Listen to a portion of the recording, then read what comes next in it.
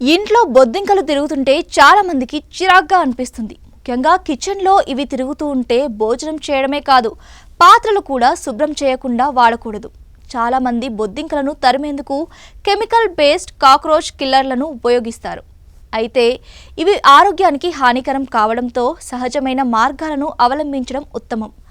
బొద్దింకలు పసుపు రంగును ఎక్కువగా ఆకర్షిస్తాయి కాబట్టి కిచెన్లో యెల్లో కలర్ వస్తువులను తగ్గించుకోవడం మంచిది. అలాగే కిచెన్ను ఎప్పటికప్పుడు శుభ్రంగా ఉంచి ఆహార పదార్థాలను తెరిచి ఉంచకుండా ఉండాలి.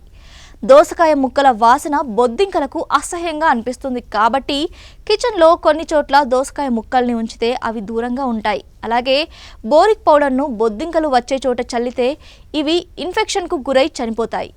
ఇంకా సబ్బు నీటిని బొద్దింకలపై పోస్తే అవి వెంటనే మృతి చెందుతాయి. బోరిక్ పౌడర్ అలాగే చక్కెర మొక్కజొన్న పిండి మిశ్రమాన్ని తయారు చేసి బొద్దింకలు ఎక్కువగా ఉండే ప్రాంతాల్లో ఉంచితే అవి తిని చనిపోతాయి. కిచెన్ను ఎప్పటికప్పుడు శుభ్రంగా ఉంచి పాత్రల్ని క్రమం తప్పకుండా కడిగి ఆహారాన్ని తెరిచి ఉంచకుండా చూసుకోవడం ద్వారా బొద్దింకల సమస్యను తగ్గించుకోవచ్చు.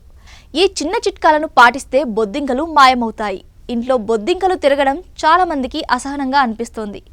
ముఖ్యంగా కిచెన్ వాష్ ఏరియాల్లో అవి ఎక్కువగా కనిపిస్తాయి. బొద్దింకల్ని తరిమేందుకు కెమికల్ బేస్డ్ కాక్రోచ్ కిల్లర్లను వాడటం ఆరోగ్యానికి హానికరం. అందుకే సహజమైన మార్గాలను అనుసరించడం ఉత్తమం. బొద్దింకలను ఇంట్లో నుంచి తరిమేసేందుకు వెల్లుల్లి చాలా ప్రభావవంతంగా పనిచేస్తుంది. కొన్ని వెల్లుల్లి రెబ్బల్ని మెత్తగా దంచి నీటిలో కలిపి సింక్ పైప్ దగ్గర ఉంచితే బొద్దింకలు దూరంగా ఉంటాయి. అదేవిధంగా బేకింగ్ సోడా, చక్కెర సమానంగా కలిపి బొద్దింకలు తిరిగే ప్రదేశంలో స్ప్రే చేస్తే అవి తినగానే మృతి చెందుతాయి.